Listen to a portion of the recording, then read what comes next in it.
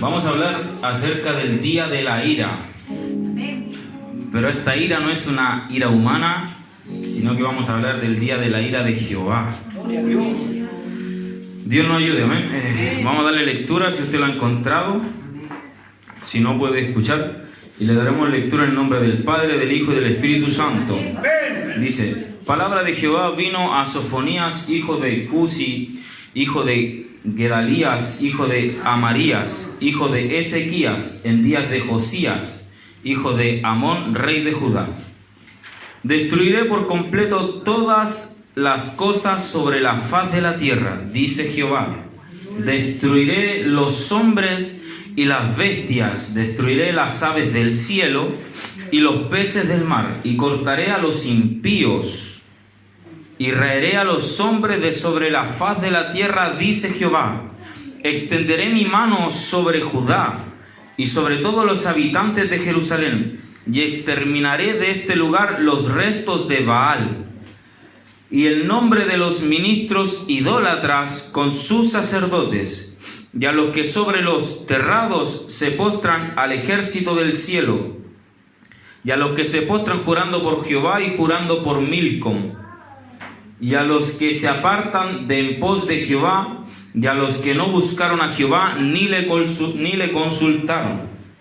Calla en la presencia de Jehová el Señor, porque el día de Jehová está cercano, porque Jehová ha preparado sacrificio y ha dispuesto a sus convidados. Y en el día del sacrificio de Jehová castigaré a los príncipes y a los hijos del rey y a todos los que visten vestido de extranjero. Asimismo castigaré en aquel día a todos los que saltan la puerta, los que llenan las casas de sus señores de robo y de engaño.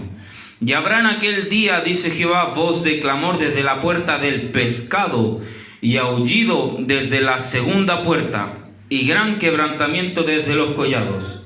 Aullad, habitantes de Mactes, porque todo el pueblo mercader es destruido. Destruidos son todos los que traían dinero. Acontecerá en aquel tiempo que yo escudriñaré a Jerusalén con linterna, y castigaré a los hombres que reposan tranquilos como el vino asentado, los cuales dicen en su corazón: Jehová ni hará bien ni hará mal. Por tanto serán saqueados sus bienes y sus casas asoladas.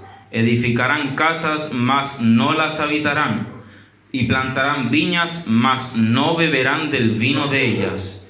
Cercano está el día grande de Jehová, cercano y muy próximo. Es amarga la voz del día de Jehová. Gritará allí el valiente. Día de ira aquel día, día de angustia y de aprieto, día de alboroto y de asolamiento, día de tiniebla y de oscuridad, día de nublado y de entebrecimiento, día de trompeta y de algazara sobre las ciudades fortificadas y sobre las altas torres. Y atribularé a los hombres, y andarán como ciegos, porque pecaron contra Jehová, y la sangre de ellos será derramada como polvo, y su carne como estiércol. Ni su plata ni su oro podrá librarlos en aquel día de la ira de Jehová, pues toda la tierra será consumida con el fuego de su celo, porque ciertamente destrucción apresurada hará de todos los habitantes de la tierra. Padre amado, en el nombre de Jesús, tu palabra ha sido leída, mi Dios amado. Grande y poderosa es tu palabra, mi Dios. ¿Quién puede quedar en pie delante de tu voz, Señor, delante de tu palabra? Señor amado, dice que toda rodilla será doblada delante de tu presencia, Señor. Yo me dispongo en este momento como un vaso de barro, Señor, solamente habla a través de mis labios, usa mi mente, Señor, en el nombre de Jesús. Permita, mi Dios, tomar el dominio total de este culto, de esta iglesia, desde el más pequeño hasta el más grande, Rey de los cielos, y coloca un corazón atento a tu palabra, mi Dios, y sobre todo coloca temor sobre nuestra vida. En el nombre de Jesús atamos todo plan del enemigo, toda potestad del enemigo, en el nombre de Jesús, que quede sujeto bajo tu palabra, palabra, bajo tu voz, Señor, porque tú has vencido con la espada de tu boca, Señor amado, y hoy escucharemos tu palabra, Dios, para la gloria del Padre, del Hijo y del Espíritu Santo. Amén y amén. Gloria a Dios, gloria a Dios, gloria a Dios para siempre. Es un poco extenso la palabra, Su hijo, mi rey. pero es necesario poder leerlo para poder entender el contexto de la palabra. Amén. Sí, Señor. Sofonías es un profeta del Señor. Él está hablando en los tiempos del rey Josías. ¿Quién es el rey Josías? Sabemos que el pueblo de Israel, cuando estaba David, era solamente una nación. Bien. Pero cuando los reyes siguientes se empezaron a dividir, empezaron ahí a formar una división entre el pueblo, se separó el pueblo de Israel y el pueblo de Judá. Gloria a Dios. Muy bien. Entonces digamos que los de Israel se fueron tras otras costumbres, otras culturas, pero el pueblo de Judá siguió permaneciendo fiel ante el Señor. ¿A cuántos les gusta la palabra del Señor? Amén. Entonces estos reyes se estaban alejando de Dios cada vez más. Y este rey Josías, que fue un rey bien especial, si usted lee su historia se va a dar cuenta que el hombre tenía un corazón dispuesto para Dios siempre. Él dice que entró al templo y en el templo encontró un rollo, quizás cuántos libros habían dentro de ese templo, pero él encontró los rollos de Moisés. Y empezó a leer las leyes. Y en eso él se empezó a dar cuenta, dijo, ¿qué tan lejos estamos de Dios? Hemos caído en idolatría, hemos caído en muchas cosas. Y él acercó al pueblo de Dios nuevamente a las leyes y a los mandamientos del Señor. Sofonías estaba en ese tiempo estaban ocurriendo esas cosas. El pueblo estaba en una división tremenda. El pueblo era politeísta. Como lo es nuestra nación chilena, también somos politeístas, porque si ustedes le preguntan en qué cree la nación chilena, hay mormones, hay testigos de Jehová, hay evangélicos, hay católicos, y cuantos más otras religiones son politeístas. Eso mismo estaba pasando, pero con el pueblo de Dios no solamente se servía ya a Jehová, sino que estaba Milcom, estaba Baal, estaba Asterot, estaba Moloch. Había muchos otros dioses. Así como hoy en día hay muchos dioses levantados por los hombres. Y esos dioses también tienen ideologías. Y para ir detallando más, hay muchos pensamientos afuera en el mundo. Entonces Sofonía estaba en este punto para que usted pueda entender el conflicto que había afuera. Nosotros lo que acabamos de leer es la ira y el juicio que va a traer Dios a la tierra. Dice que Él pasará por la ciudad con linterna. ¿Qué quiere decir eso? Que nadie se va a esconder y nadie va a poder ocultarse ante la presencia de Dios. Entonces hay algo que aquí en estos tiempos empieza a ocurrir muy fuerte y lo acabamos de leer. Dios juzga no solamente al pueblo de Dios, sino que Él va a juzgar a todas las naciones. Él va a juzgar el comercio, porque en el comercio Jehová Dios vio que había robo. Y yo le pregunto a usted hoy en día, en el comercio que hoy tenemos internacionalmente y nacionalmente, ¿usted ve robo? ¿Ve justicia? Eso solamente hay que dejárselo al Señor, ¿cierto? Entonces, en ese tiempo estaba ocurriendo exactamente eso. Los sacerdotes, los ministros, los reyes, los príncipes habían alejado al pueblo de Dios. Los que estaban por delante seguían a otros dioses y no estaban siguiendo a Dios, hermanos. Su hijo, mi rey. Y eso es lo que muchas veces pasa también en el día a día, que las personas que están por delante de nosotros, los que nos guían, nuestros líderes, no siguen a Dios.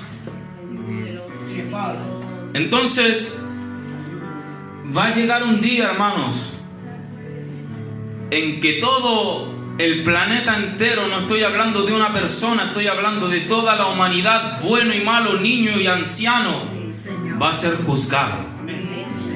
Es distinto el día de la ira de Jehová que el día que cuando Cristo venga por tu alma. Es distinto cuando Cristo venga y lo veamos en las nubes, es otro día. La Biblia habla de muchos días importantes, pero del día que hoy día nosotros estamos hablando es el día en cuando Jehová va a juzgar la tierra en su plenitud. Cuando toda la existencia humana, cuando todo ser que respira va a ver la mano de Dios. Donde no va a haber uno que quede en pie, donde todos serán quebrados y quebrantados por el poder de Dios. Donde todo hombre tendrá que ver que sí hay un creador. Y va a ser terrible, hermanos. Porque dice ese día para algunos será día de angustia, para otros día nublado, otro día de aflicción, otro de quebranto, de llanto, de auxilio. ¿Cómo lo va a pillar usted el día de Dios? Si Dios no nos pilla sellados por su Espíritu Santo, nuestro día de Jehová cuando Él venga a la tierra va a ser un día de auxilio. Quizás va a ser el día más amargo, como dice la palabra, va a ser día amargo. Porque yo te seguí, Señor, yo estuve en una iglesia, yo te alabé, yo di gloria a Dios, sentí tu presencia. Pero cuando vea que Jehová esté juzgando y me esté destruyendo a mí también junto con los impíos, mi alma se va a amargar y ese día va a ser un día de aflicción para mí, de angustia. Señor, ¿por qué no di el paso? ¿Por qué no fui valiente y no cerré las puertas que me hacían caer? ¿Por qué no di el paso de verdad cuando tenía el tiempo? ¿Por qué preferí más mi carne, más mis ataduras, que escuchar tu voz? Y ese día, hermano, tarde o temprano para toda la humanidad va a llegar. Todos un día nos presentaremos ante un tribunal. Porque, hermano, guste o no nos guste, nuestra alma, sin saberlo, clama justicia. Y el único que va a hacer justicia de todo va a ser Dios. Porque a un niño usted le puede quitar un dulce y ese niño va a quedar triste. Su alma clama justicia, aún por ese dulce que le robaron. Y cada acto que nosotros hacemos, nuestro espíritu y nuestra alma clama justicia ante Dios. Y va a llegar el día en que el justo va a juzgar. Y este día, hermanos, Sofonía habló al pueblo. Y Jehová habló a través de él y dijo: la gente piensa, Dios no va a hacer ni bien, ni tampoco va a hacer un mal. Dejaron pasar desapercibida la voz de Dios. Usted, por más que quiera apercibir, ser atalaya ante las personas afuera, la gente así piensa en su corazón: Dios no va a hacer bien, ni tampoco va a hacer mal. Yo gano por el esfuerzo de mis manos. No sabiendo que caen en un gran error, hermanos. Porque, ¿cuál es el error? El error no es decirle no a la persona que está predicando. El error no es no querer ir a la iglesia. El error es que tú, como criatura, como ser, te revelas ante tu Creador. Y ese es el error más grande que el ser humano puede cometer: rebelarse contra el que te dio la vida. Y eso Dios no lo pasa. Porque usted puede tener fallas ante el Creador, sí. Yo puedo tener pecados y pecar contra el Creador, pero rebelarme contra Él es otra cosa más fuerte. ¿Y quién le puede ganar a Él? Si su nombre es de victoria, ¿quién puede pelear contra Dios y ganarle? Si hasta el mismo querubín no peleó contra Dios. Directamente él no podía pelear contra Dios, tuvo que pelear contra un ángel de su rango, contra Gabriel y Miguel, porque no le da para llegar contra Dios. Y usted y yo, que somos casi como los ángeles, ni siquiera como serafines ni querubines, rango mucho más abajo, hombres. ¿Contra qué vamos a pelear, hermano? Mejor nos escondemos en Dios nomás y dejamos que Él pelee por nosotros. Hermanos, Sofonías empezó a hablar esta palabra al pueblo. El pueblo no escuchó. ¿Sabe qué fue lo que pasó con ese pueblo? 20 años después de que el profeta habló, había una potencia mundial muy grande en ese tiempo. Se llamaban los babilónicos. Y empezaron a arrasar ciudad por ciudad, destruyendo y arrasando todo lo que veían en su paso. ¿Sabe que Sofonías no solamente profetizó a Judá? ¿Sabe a quién más profetizó? A Nínive. ¿Se acuerda de Nínive usted o no? ¿Quién fue a profetizar a Nínive? Jonás. ¿Y qué pasó con ese pueblo? Se arrepintió. Pero con el tiempo volvieron a caer. Y nuevamente Dios levanta un profeta para hablarle a esas ciudades. ¿Y sabe qué fue lo que pasó? Nínive quedó destruida hasta el día de hoy. Esa ciudad es escombros. Si usted quiere ir a ver a Nínive hoy en día, como dice la palabra de Dios, yo te haré escombros. Esa ciudad no la habita nadie. No hay ninguna persona en ese lugar. Por eso es distinto cuando usted habla con un hombre, cuando va a hablar con Dios. Lo que Dios dice sí va a pasar. Y 20 años después que el profeta habló, vinieron los babilónicos, mataron a sus hijos, a sus mujeres, y destruyeron y quemaron sus casas. Y a los que dejaron vivos, como Daniel, Jeremías, se los llevaron cautivos. Al rey le mataron a sus hijos delante de sus ojos, le arrebataron sus ojos y se lo llevaron como un perro, como un trofeo, al rey de los babilónicos, el rey de Judá, hermanos. ¿Cómo estaría el corazón del Padre hablando de Dios, viendo que su pueblo desobediente, hermano, fue destruido, fue arrebatado? Él no tuvo otra opción más que entregar a su pueblo, porque ellos se rebelaron contra Él. Hermano, tú y yo somos parte del pueblo del Señor. Y a veces nos preguntamos por qué nos pasan tantas cosas, pero pregúntate primero, ¿nos hemos rebelado quizás contra Dios? Y hay males que han caído sobre nuestras vidas porque nos hemos rebelado contra Dios. Cosa dura es caer en manos de un Dios vivo, hermano. Nos quejamos muchas veces de la vida y somos entregados a fuertes dolores y angustias, pero es por parte de nuestra rebelión.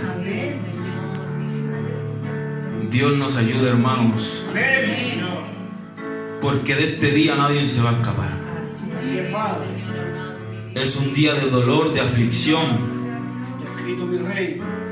y tarde o temprano va a llegar. Entonces el pueblo fue destruido, hermanos. Fue quebrado ese pueblo. Destruyó Dios el comercio de ese lugar. Destruyó los reyes. Destruyó los sacerdotes. Los profetas fueron todos destruidos, hermanos. Muertos delante de los enemigos. Sofonías sabe cómo muere el que hizo esta profecía. Lo matan los babilónicos en la plaza y el rey de los babilónicos le atraviesa una espada y lo mata. Usted dirá, esa es la voluntad que quizás Dios quería para esos tiempos. De los que más guardaba Dios, profetas, hijos de Él, verlos morir delante de sus enemigos. Hermano, tú y yo vales mucho para el Señor, pero nosotros debemos cuidarnos para Él también, porque el día de mañana, si nosotros nos rebelamos delante del Padre, quizás nos toque morir también, y quizás nos toque caer delante aún de nuestros propios enemigos, y el infierno se va a burlar de tu vida, y el infierno se va a burlar de lo que tú hacías en Dios. El Evangelio por eso no es un juego, hermano. El Evangelio, hermanos, es algo tan grande y tan poderoso que solamente con la ayuda de Él podemos salir adelante, hermanos. Pero hay esperanza, hermano, para este día. Y lo principal de este día, hermano, es que este día va a ser terrible y amargo, pero para los que no le conocieron, para los que no son salvos. Pero Dios habla en su palabra, dice: mi día vendrá, el juicio vendrá sobre toda la tierra, quemaré todo, pero me guardaré un remanente.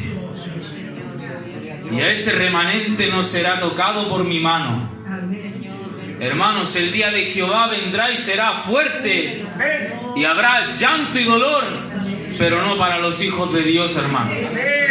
Pero hoy en día nosotros estamos todavía caminando en esta tierra. Nosotros todavía seguimos dando pasos, y a veces pasos en falso en esta tierra. Y es el tiempo de nosotros ponernos a cuentas con Dios. Es tiempo de volvernos a Dios. Es tiempo de ser sinceros con Dios. Porque de la muerte nadie se va a librar. De Dios nadie se va a librar. De su juicio nadie se va a librar. De su poder nadie va a escapar, hermano y hermana. Cristo va a venir un día por nuestras vidas y nos tiene que pillar a cuentas con Él, hermano. Dios nos ayude. Mire, la palabra de Dios dice en el versículo 6, dice: a los que se apartan de en pos de Jehová, y a los que no buscaron a Jehová ni le consultaron. Hay tres cosas, hermanos, tres cosas. Los que se apartan, los que no buscan ni le consultan. Cuando nosotros nos apartamos de Dios, decidimos derechamente tomar otro camino. O también hay algo que a ti te pueda alejar de Dios, que es no buscar de Dios. Una cosa es venir a la iglesia, ¿cierto? Escuchar, llenarse. Pero Dios demanda otra cosa, que es buscar. Y el buscar va en la intimidad, hermano. Entonces, el buscar es mucho más que ir a un lugar. La búsqueda nace desde aquí adentro. Cuando usted busca y medita y escudriña en la palabra de Dios, aun cuando usted duerme, su mente sigue escarbando y su mente sigue buscando, y Dios a través de los sueños le puede revelar algo. O Dios le muestra una visión, pero es porque hay una búsqueda de parte de usted. Dios no le va a entregar algo a usted si usted no está buscando, porque el que busca, halla. Es promesa de Dios. Pero y el que no busca, no halla, por hermano. Es una matemática bien simple. El que busca halla, pero y el que no busca no encuentra nada, hermano. Así de simple. Y no le consultaron, hermano. Esto es como también un poco... yo lo hablo personalmente. Muchas veces tomé decisiones en la vida no consultándole a Dios. Y las consecuencias no son buenas, hermano. Y nosotros como hijos de Dios debemos consultarle por cada una de las cosas. Me acuerdo cuando yo tenía como 18, 19 años y quería trabajar en algo. Iba a entrar a trabajar al mall y mi horario era de lunes a lunes, pero con 2 días libres al mes, y mi horario era de las 10 de la mañana hasta las 11 de la noche. Y uno, como es joven, se entusiasma al querer trabajar porque quiere ganar su plata y todo el tema. Y ya tenía el trabajo listo y todo, y lo presenté la idea en mi casa, y me dijeron: pero no vas a tener vida y no vas a poder ir a la iglesia. Gloria a Dios. Y yo dije: es verdad. O sea, por una parte está el beneficio del dinero, pero por otra parte voy a perder todo lo que yo soy por amarrarme en un trabajo. Voy a perder mi comunión con mis hermanos de la iglesia, mi comunión con Dios en una iglesia, por ganar un par de monedas. Y llamé a la mujer y me acuerdo que se enojó bastante porque habíamos pasado un proceso bien largo para que yo quedara en ese trabajo, y le dije que no, porque realmente no era tener vida. Y yo le pregunto a usted, el trabajo que usted tiene, todas las decisiones que usted ha tomado en su vida, ¿se las ha consultado a Dios? Quizá usted hoy en día está sufriendo por alguna decisión que usted tomó. Quizá está pagando algo que nunca Dios le quiso, que no era el momento, era otro momento. Y quizás está afligido y hay día y noche que no puede dormir porque está pagando algo que quizás nunca se lo consultó a Dios. O quizás hay un trabajo, quizás cuántos hermanos podrían estar aquí, pero hoy en día están trabajando, hermano. ¿Y de qué vale ganar? Nosotros somos de clase social media baja. ¿De qué vale ganar un par de monedas, hermanos, si vamos a perder el alma? Entonces, no tiene un sentido, hermanos. Mejor vale estar quizás viviendo el día a día, pero guardando una eternidad, hermano, con el Señor. Yo con esto no le estoy diciendo que usted no trabaje, que usted no se dé la vida del oso, no. Usted debe ser responsable de Dios. Dios demandó en su palabra que debemos ganarnos nuestro sustento con esfuerzo, con trabajo. Pero ese mismo trabajo Dios te lo va a dar. Y yo creo en eso, hermanos. Yo creo en eso. Pero también he visto como hermanos han tomado trabajos que lo han apartado de la casa de oración, y lo he visto con el tiempo después seco espiritualmente. Lo he visto inclusive ya después no asistiendo más a una casa de oración, hermano. Decisiones en las cuales uno no le consulta a Dios. ¿Se da cuenta que una decisión nos puede voltear nuestro camino? Una simple decisión, hermano, como un trabajo, puede determinar el camino para el futuro de un joven, de un hombre o de una mujer. Estudiar una carrera que quizás no era para esa persona, quizás esa carrera lo frustró a ese joven, lo dejó ahí, no pudo terminar esa carrera y lo dejó frustrado. Y lo tuvo así por un largo tiempo. Después, ese joven frustrado, ¿cómo lo levanta usted? ¿Cómo le vuelve a dar vida si él lo intentó y frente a muchos fracasó y él se siente fracasado en su interior? Y así muchas veces, hermanos, pasa en la juventud. Tomamos decisiones que no le consultamos a Dios. Que Dios nos ayude, ¿eh? Pero miren, hermanos, aquí la palabra del Señor habla que el pueblo se fue detrás de Milcom.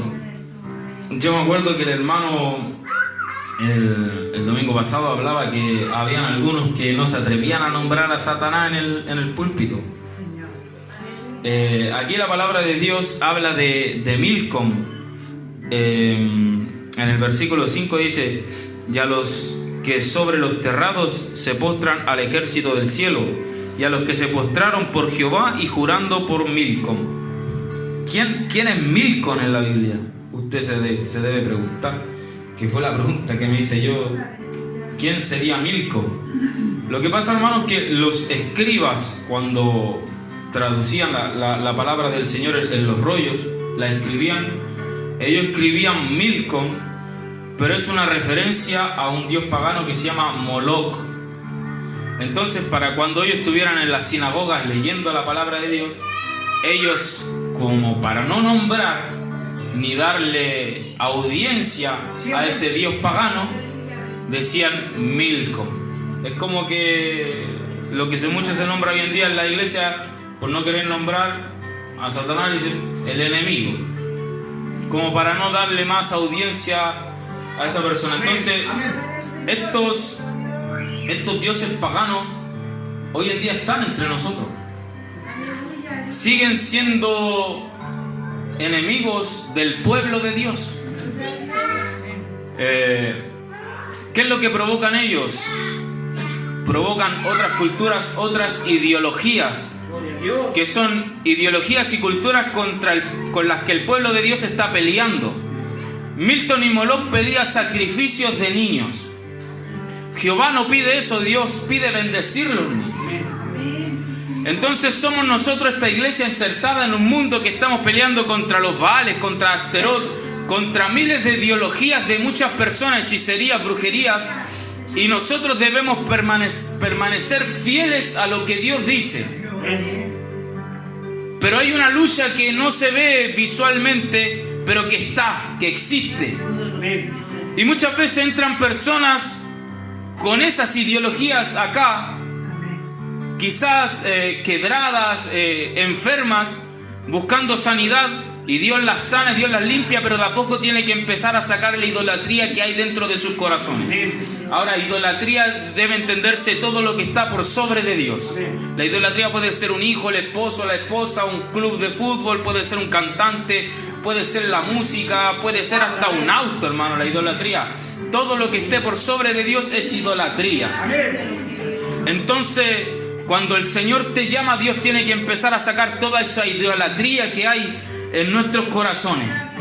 Y Dios aún sigue trabajando sobre nosotros, limpiando nuestro altar. Amén. Entonces, la palabra del Señor dice que este Milcom o Moloc era uno de los grandes que le hacía batalla al pueblo de Dios. ¿Quién lo venció? ¿En qué reinado pudo morir este Milcom y desaparecer del pueblo de Dios? Cuando estaba David. David, el ejército que tenía David era muy poderoso y muy grande, porque la palabra de Dios dice que Jehová peleaba las batallas de David y David peleaba las batallas de Jehová. O sea que David, el que se metía contra David, perdía al tiro, porque no estaba peleando contra David, estaba peleando contra Jehová. Entonces perdía. Y Moloc era el dios de los amonitas. ¿Qué pasó con los amonitas? Peleó el ejército de David y David arrebata la corona de Moloc, de Milcom, y se la pone sobre su cabeza. Hasta ahí quedó ese dios. Murió. Pero ¿qué pasó después, hermano? Salomón, el hombre más sabio, hizo revivir este dios. ¿Por qué? Por las mujeres que tenía, otras culturas, otras ideologías, le exigieron y le pidieron. Y él en su vejez empezó a hacer, como dice la palabra de Dios, a rebelarse contra Dios. El hombre más sabio del mundo vuelve a levantar este Dios pagano que lleva nuevamente al pueblo a la destrucción total. Es fuerte la presión social, hermano. Es fuerte. Por eso es que esto es para valiente, porque van a ver lo que usted piensa hoy en día aquí. Lo que usted cree acá, hoy en día, somos uno contra, quizás por ese uno, contra 100. Y esos 100 te van a estar diciendo algo, pero permanecer firmes, creyendo en Dios, que Dios nos ayude, ¿o no? Porque claro, es fácil, y no, con esto no quiero ofender a nadie, pero tomar un micrófono y predicar afuera y decirle a la gente muchas cosas, ¿no? De parte de Dios. Pero ¿qué pasaría usted si escucharía usted a 100 personas y lo tengan a usted metido en un círculo en medio, bombardeándolo con miles de cosas? ¿Qué pasaría si un joven de nosotros entra a una universidad y empieza a escuchar a un profesor hablar otras cosas? De a poco le va dando vuelta el pensamiento. Gloria a Dios. Y así también pasa muchas veces dentro de las iglesias, hermano. Muchos jóvenes hoy en día no están porque quizás como iglesia no hemos sabido cobijar a los jóvenes. Y un joven viene hoy en día con una mente más hambrienta. Usted a un joven no lo va a convertir diciéndole Cristo vive nomás.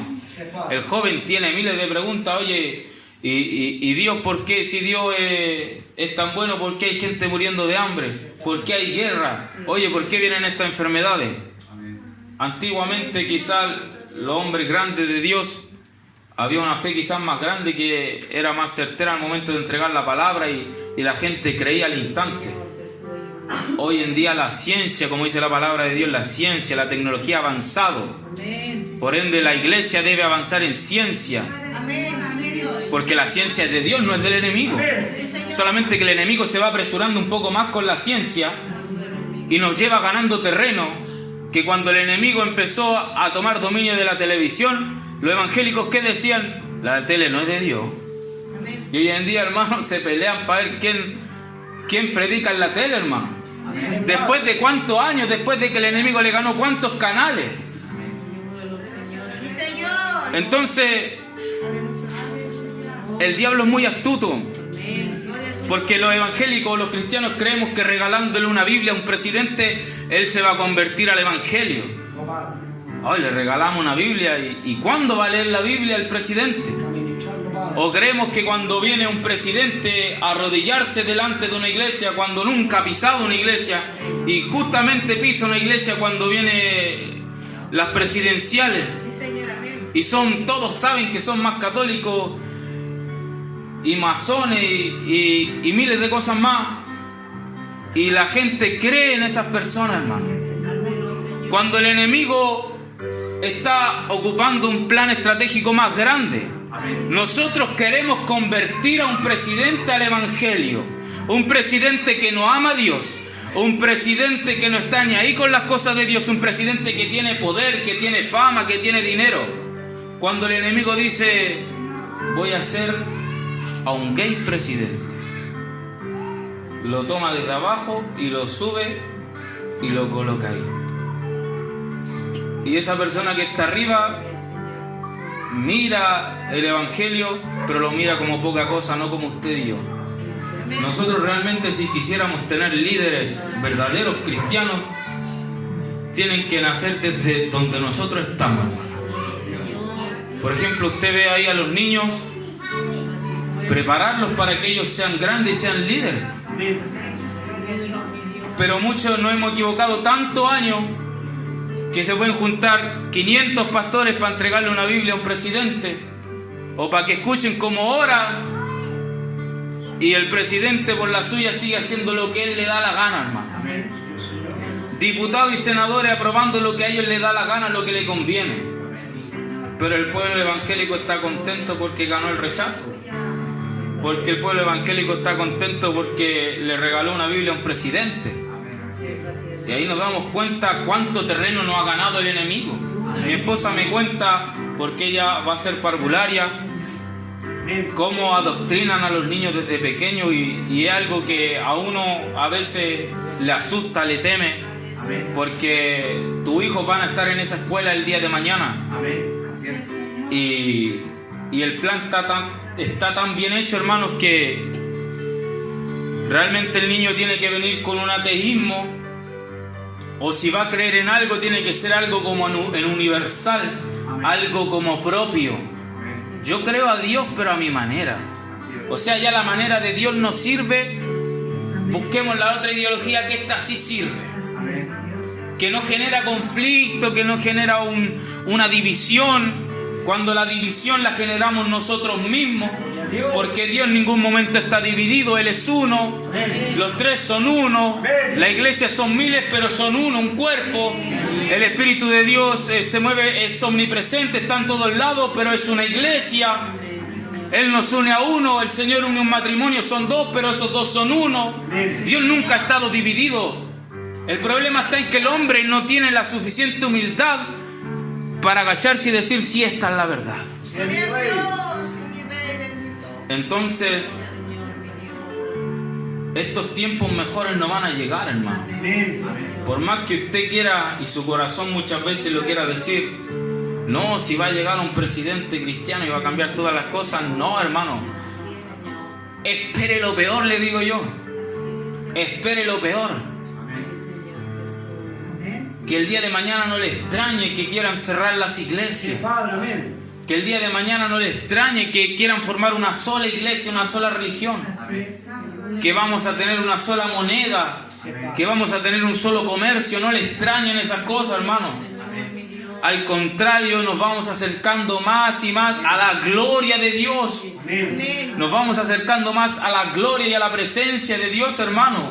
Para nosotros esas noticias son malas porque tenemos familiares que necesitamos que todavía se acerquen a Cristo. Pero mientras nos permanezcamos ahí en la fe, hermano, esas cosas no nos van a tocar. No nos van a tocar, hermano. Lucha porque tu hijo y tu hija, tus seres más cercanos, no piensen iguales a ellos. ¿Sí? ¿Qué sacamos, hermano, con ir a votar?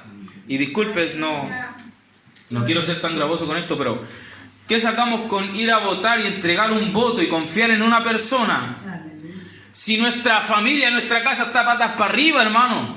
Nos sentimos gozosos, hoy ganamos. ¿Y tu familia cómo está?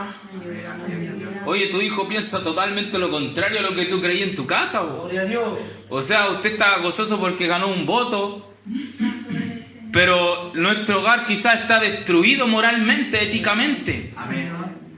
Y necesitamos realmente volvernos a Dios. Amén. Que Padre, amén. Ya con esto yo voy finalizando, hermano. Quiero leer Sofonías 3 del versículo 9. Dice: en aquel tiempo devolveré yo a los pueblos pureza de labios,